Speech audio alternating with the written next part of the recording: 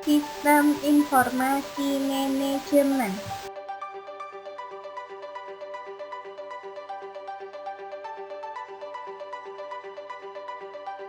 Assalamualaikum warahmatullahi wabarakatuh. Halo semuanya, kali ini kita akan membahas materi di bab 3 mengenai teknologi informasi untuk keunggulan bersaing perusahaan. Sebelum memulai pembahasan materi yang akan kami sampaikan, kami akan memperkenalkan anggota kelompok terlebih dahulu. Yang pertama, Fitria Anggini Mayangsari sebagai editor dan pembuat video sekaligus pengisi suara. Yang kedua, Putra Bagus Adityatama sebagai merangkum materi. Yang ketiga, Sri Wulandari sebagai pembuat PowerPoint. Dan yang keempat, Feni Kusumaning Ayu sebagai pembuat rangkuman dalam bentuk Microsoft Word. Sistem Informasi Manajemen atau SIM yang berbasis komputer merupakan sebuah sistem yang terintegrasi, di mana antara sistem manusia dan mesin saling memanfaatkan perangkat keras dan lunak komputer.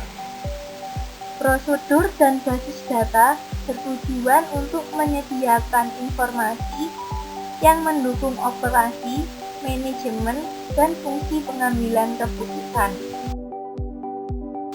Pada evolusi teknik pengolahan data, terdapat 4 tahap yang perlu dilakukan.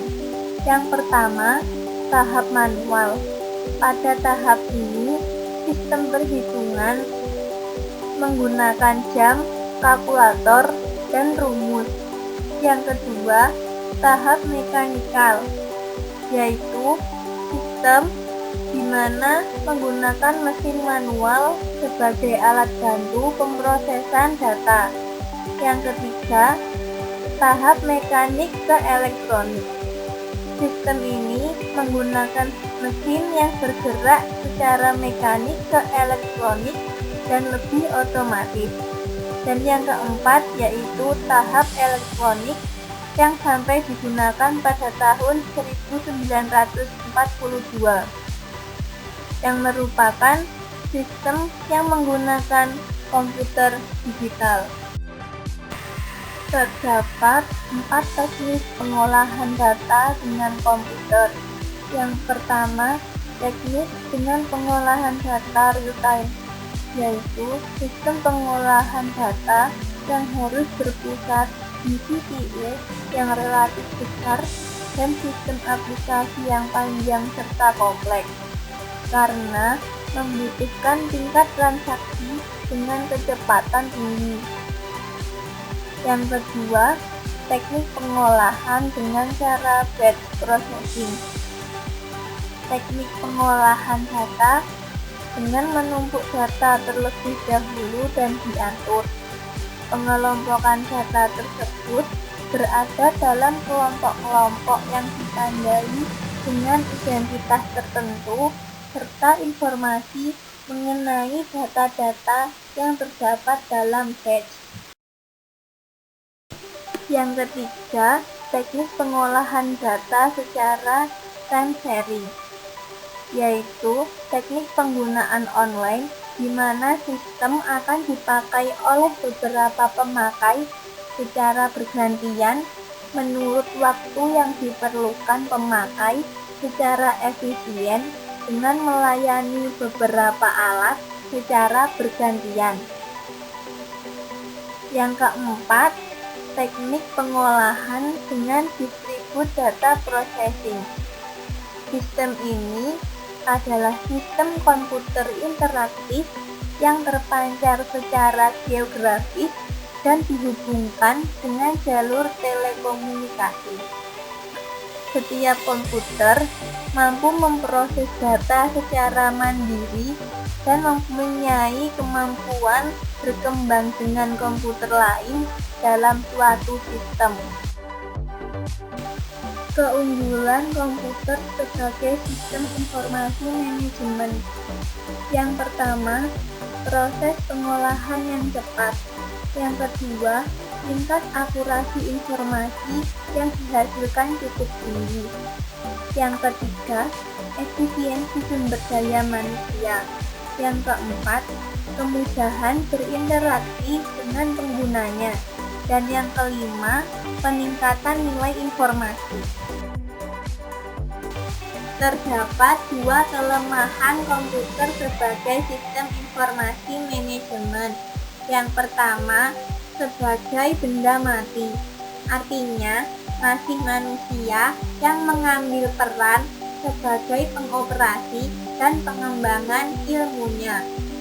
Yang kedua, bekerja yang sifatnya algoritma, artinya sesuatu urutan langkah untuk melakukan proses dalam mendapatkan hasil pekerjaan. Pada otomatisasi kantor atau yang lebih dikenal dengan office automation, semua sistem elektronik formal dan informal yang berkaitan dengan komunikasi informasi baik ke dan dari orang-orang dan baik di dalam maupun di luar perusahaan. Perdagangan elektronik disebut juga dengan e-commerce yang didefinisikan meliputi transaksi-transaksi bisnis yang berhubungan dengan pelanggan dan pemasok yang menghubungkan komputer mereka masing-masing melalui internet. Jika transaksi tetap berada dalam batas perusahaan, maka disebut dengan transaksi bisnis online. Penerapan e-commerce pada perusahaan bertujuan untuk memperbaiki layanan pelanggan, mempererat hubungan antara pemasok dan komunitas keuangan, serta meningkatkan imbal hasil kepada pemegang saham atau pemilik investasi.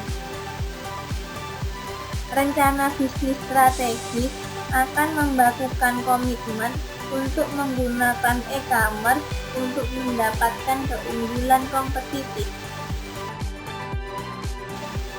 Ada dua jenis e-commerce yang terjadi dengan entitas di luar batas perusahaan. Yang pertama, e-commerce business to consumer atau B2C.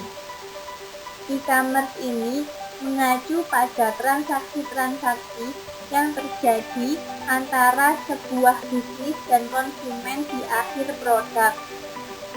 Yang kedua, e-commerce business to business atau B2B. E-commerce ini mengacu pada transaksi antar bisnis di mana tidak ada pihak yang menjadi konsumen akhir. Pada transaksi B2B atau business to business melibatkan jumlah orang yang relatif lebih sedikit dan berada dalam kelompok layanan informasi dari perusahaan yang terpengaruh. Orang-orang ini merupakan orang-orang yang sudah sangat terlatih dalam penggunaan sistem informasi dan mengenal proses bisnis yang terpengaruh dengan transaksi tersebut. E-commerce memiliki beberapa manfaat, di antaranya adalah perbaikan dengan pemasok dan komunikasi keuangan, lalu peningkatan imbal hasil ekonomi atas pemegang saham dan investasi pemilik. Yang ketiga, mencapai perbaikan organisasi secara keseluruhan yang nantinya akan memberikan kontribusi pada stabilitas keuangan yang semakin luas dalam menerapkan teknologi komputer. Dalam pelaksanaan kegiatan e-commerce, ada beberapa hal yang menjadi kendala dalam pelaksanaannya, yaitu terlalu tingginya biaya, kekhawatiran dalam hal keuangan, dan peranti lunak yang belum mapan atau tersedia. E-commerce memiliki sifat yang dinamis dan memiliki ruang lingkup yang dapat berubah dalam waktu beberapa bulan saja. Pada saat mengalami pertumbuhan, bisa saja secara mendadak berubah menjadi penurunan. Persentase e-commerce yang dilakukan di sektor perdagangan berada di kisaran 2%. Perusahaan akan menyadari bahwa implementasi yang dilakukan bisa menjadi suatu pekerjaan yang besar. Rencana bisnis strategis akan membakukan komitmen untuk menggunakan e-commerce guna meraih keunggulan kompetitif, sehingga perusahaan tersebut akan memahami peranan potensial yang akan dimainkan oleh masing-masing unsur lingkungan.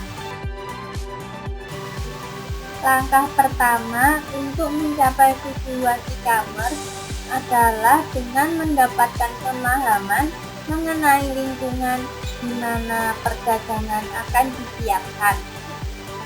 Semua ini dikumpulkan oleh cara-cara non-komputer seperti survei, pengamatan, percakapan informal, laporan lapangan, dan lain sebagainya. Akan tetapi, basis data komputer menjadikan pemindahan volume informasi dalam jumlah besar mungkin untuk dilakukan dengan cara cepat, mudah, dan menyeluruh. Mesin pencari. Mesin pencari merupakan suatu program komputer khusus yang menanyakan satu kata atau kelompok kata kepada pengguna untuk dicari. Program ini kemudian mencari isi dari situs-situs web internet untuk melihat apakah kata-kata tersebut terdapat di situs-situs web di internet.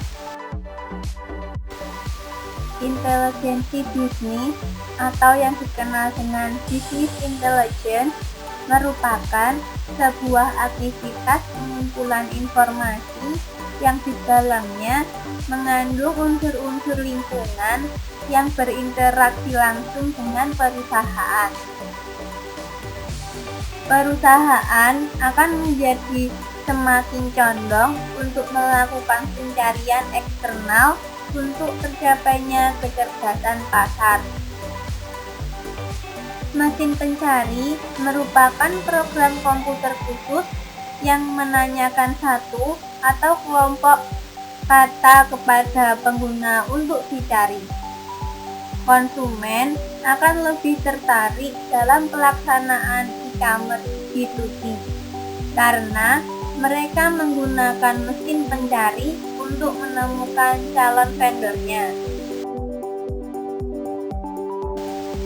Ada beberapa perusahaan yang bergabung dalam bisnis data eksternal, yaitu LexisNexis atau www.lexisnexis.com. LexisNexis memberikan informasi hukum, keuangan, dan pemerintah dari berbagai sumber. Lalu ada Dialog atau www.dialog.com yang meliputi berita, bisnis, pemerintah, dan sumber-sumber lain. Yang ketiga, dowjones.com atau www.dowjones.com yang menawarkan berbagai ragam jenis informasi mengenai masalah keuangan.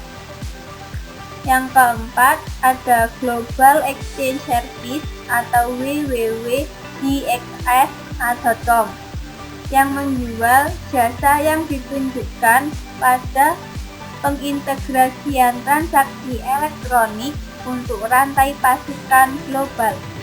Dan yang terakhir ada Reuters atau www.reuters.com yang dapat mencari dan menganalisis media berita untuk subjek yang menjadi perhatian bagi perusahaan dengan lebih efektif dan efisien. Basis data komersial dapat memberikan sumber data sekunder yang kaya. Akan lebih bijaksana apabila perusahaan mengambil keuntungan dari sumber-sumber daya publik dan nirlaba. Penentuan basis data yang terbaik akan dipengaruhi oleh area bisnis perusahaan maupun tanggung jawabnya.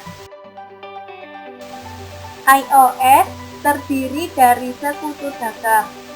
Perusahaan yang tergabung dalam iOS untuk mendapatkan keuntungan yang efisiensi komparatif terdapat dalam bentuk internal maupun interorganisasional. Untuk meningkatkan kekuatan penawarannya, diperoleh dari fitur-fitur produk yang unik, pengurangan biaya-biaya yang berhubungan dengan penelitian, dan meningkatnya biaya perpindahan. Nama yang diberikan dalam strategi ini adalah Sistem Interorganisasional atau iOS. Tetapi, jika ditarik satu garis perbedaan, dianggap sebagai subkumpulan dari sistem interorganisasional. Extranet yang serupa dengan internet tetapi terbatas. Hanya mitra-mitra bisnis yang terpilih dan terpercaya di beberapa organisasi.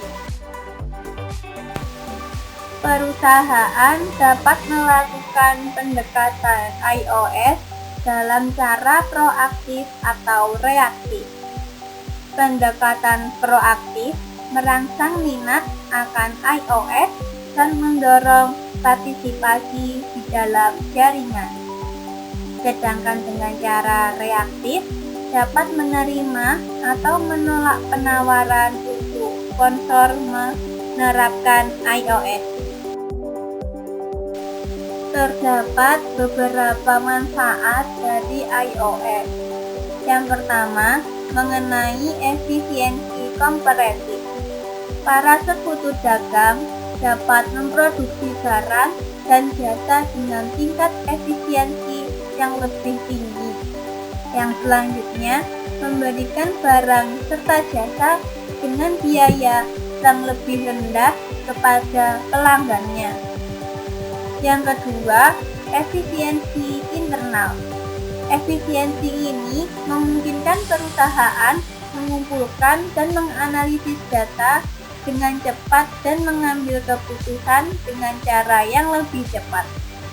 Yang ketiga, yaitu efisiensi interorganisasional.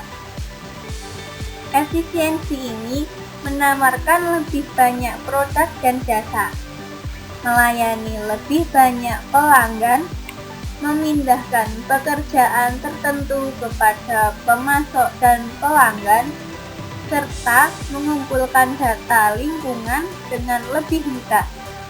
Dan yang terakhir adalah kekuatan penawaran, yang kemampuan perusahaan untuk menyelesaikan perselisihan dengan para pemasok dan pelanggannya demi keuntungan itu sendiri. Terdapat manfaat lain dalam iOS, yaitu yang pertama, mengurangi kesalahan. Yang kedua, menurunkan biaya. Dapat direalisasikan dengan menghilangkan pekerjaan yang berulang, menghilangkan dokumen kertas, dan mengurangi pekerjaan manual yang penyebaran dokumen kertas di dalam organisasi. Yang ketiga, meningkatnya efisiensi operasional. Dengan mengganti dokumen kertas dengan dokumen elektronik, memungkinkan terciptanya kesempatan untuk efisiensi. Yang keempat, meningkatnya kemampuan untuk bersaing. Hal ini menjadikan para pesaing main sulit untuk menyamai produk perusahaan dalam hal biaya dan jasa yang ditawarkan. Dan yang terakhir, memperbaiki hubungan dengan sekutu dagang. Maka secara alamiah akan timbul hubungan yang baik sebagai suatu produk sampingan dari aktivitas bisnis. Terdapat faktor-faktor yang dapat mempengaruhi keputusan untuk menerapkan suatu iOS dengan mengidentifikasikan faktor tekanan kompetitif, penggunaan kekuasaan, kebutuhan internal, dan dukungan manajemen puncak. Satu cara untuk membuat iOS adalah melalui pertukaran data elektronik atau Electronic Data Interchange atau yang disingkat dengan EDI. Melalui aliran-aliran data yang paling umum yang menghubungkan perusahaan dengan para pemasoknya. Perusahaan terdorong untuk menerapkan EDI karena tekanan kompetitif, penggunaan kekuasaan, kebutuhan internal, dan dukungan manajemen puncak.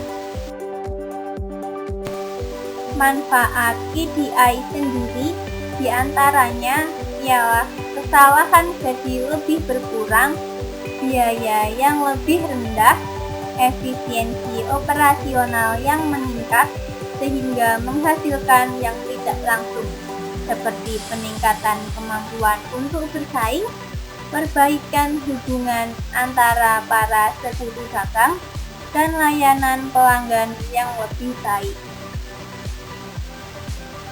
EDI merupakan metode yang paling sering digunakan untuk membuat iOS, walaupun kini lebih populer menggunakan metode berbasis web. Jaringan komunikasi data yang menghubungkan para sekutu dagang dapat dicapai dengan konektivitas langsung, di mana karier-karier umum memberikan sirkuitnya. Internet merupakan suatu jaringan global dari banyak jaringan. Navigasinya difasilitasi oleh www atau yang dikenal dengan World Wide Web. Dalam penggunaan internet terdapat dua cara, yaitu www atau World Wide Web atau File Transfer Protocol. www atau World Wide Web adalah informasi yang dapat diakses yang kemudian diambil dengan cara-cara yang menggunakan metode menentukan alamat yang unik. Pada File Transfer Protocol, pada penggunaannya dapat menyalin file ke komputer mereka dari semua situs web. Banyak situs FTP menawarkan pemindahan data dalam satu direktori saja. Saat ini, semakin banyaknya jumlah produk dan jasa yang tersedia untuk pengiriman digital dan semakin banyaknya pelanggan yang mampu mengatasi keengganan mereka untuk melakukan pembelian menggunakan web.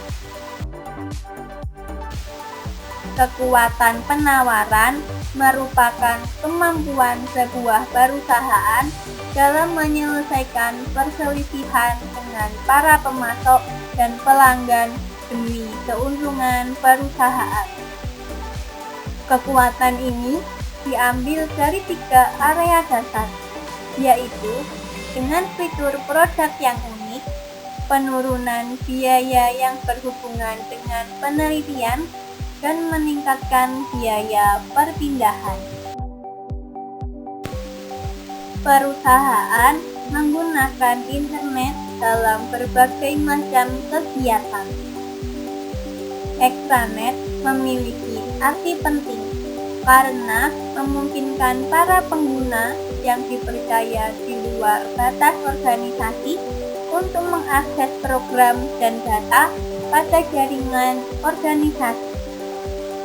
Intranet terdiri atas permisi yang di dalam perusahaan dengan menggunakan jaringan di dalam perusahaan dan peranti lunak browser yang terkait dengan web, tetapi dengan keamanan yang hanya memperkenalkan akses bagi para pengguna di dalam jaringan organisasi.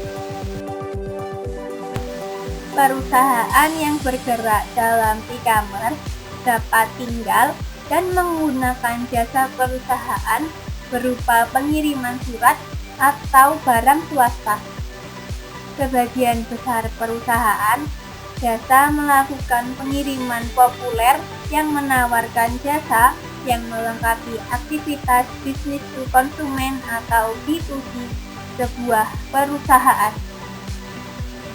Satu nomor pengiriman akan diberikan kepada setiap paket yang dihasilkan oleh penjualan.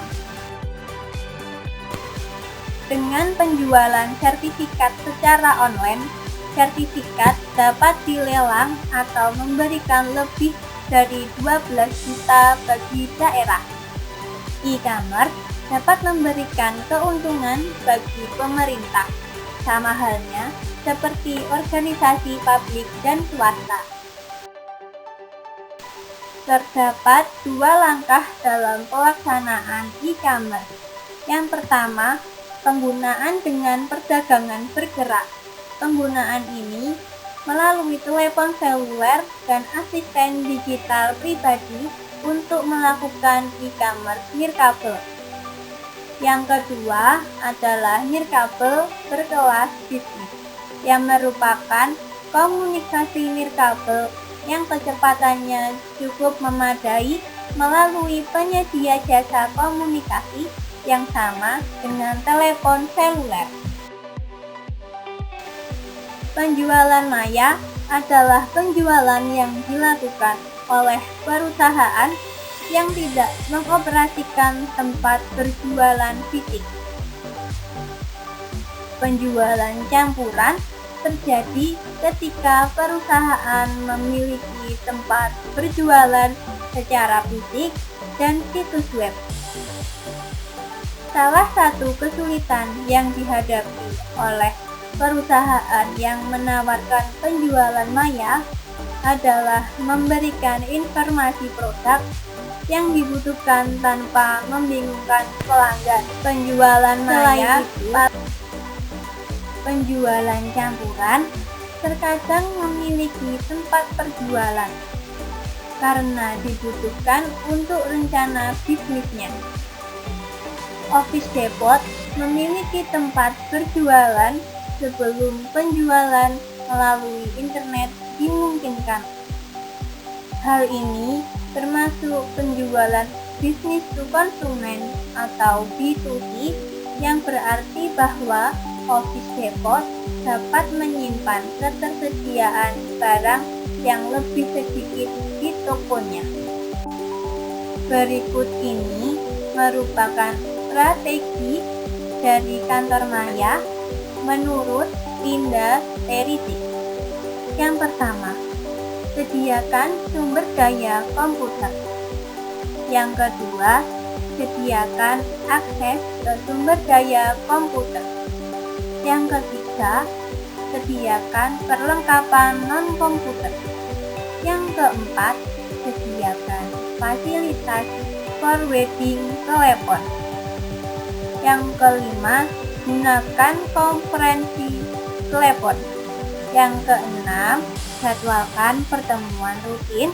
Dan yang ketujuh atau yang terakhir adalah lakukan rutinitas kerja. Terdapat keuntungan dan kerugian dalam pelaksanaan kantor maya. Keuntungan dari pelaksanaan kantor maya ialah pengurangan biaya fasilitas, pengurangan biaya peralatan, jaringan komunikasi formal, pengurangan penghentian pekerjaan, dan kontribusi sosial.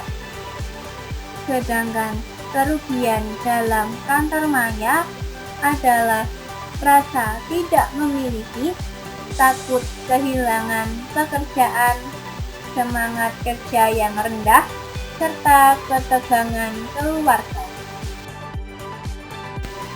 Hanya Paritel membuat homepage mereka yang secara langsung diakses melalui web.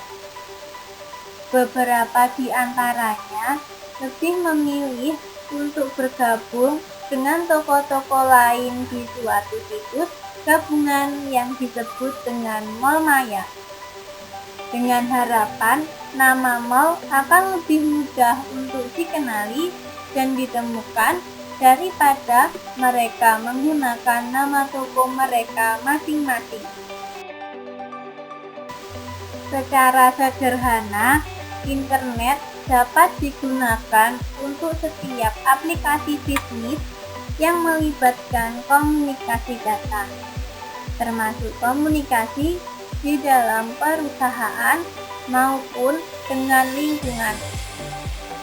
Berbeda dengan jaringan standar, internet dapat digunakan oleh semua jenis platform komputer tanpa harus melakukan upaya khusus. Terdapat beberapa saran agar terjadi keberhasilan dalam penggunaan e-commerce. Di antaranya adalah memastikan situs web yang dimiliki kuat, memiliki browser dan struktur basis data fleksibel, menentukan isi, sering diperbaharui, melihat di luar pelanggan, menunjukkan isi kepada kebutuhan spesifik pengguna, dan menjadikan internet lebih intuitif. Dalam penggunaan internet, terdapat dampak-dampak yang terjadi dalam kehidupan kita sehari-hari. Dampak positif internet diantaranya adalah menambah wawasan dan pengetahuan, menjadi media komunikasi, mudah dalam pencarian lowongan pekerjaan, mudah dalam melakukan transaksi, dan tersebarnya informasi baru. Sedangkan dampak negatif penggunaan internet adalah kecanduan dalam penggunaan internet, perjudian, pornografi, pencurian data pribadi, serta bullying.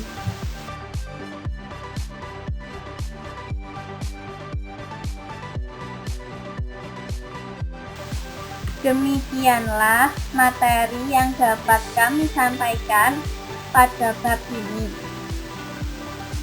Untuk lebih lanjutnya, teman-teman semua bisa membaca di buku yang dimiliki oleh teman-teman semua. Akhir kata, apabila ada kesalahan kata maupun perbuatan, mohon dimaafkan. Sampai bertemu pada materi-materi berikutnya. Wabillahi taufiq wal hidayah. Wassalamualaikum warahmatullahi wabarakatuh.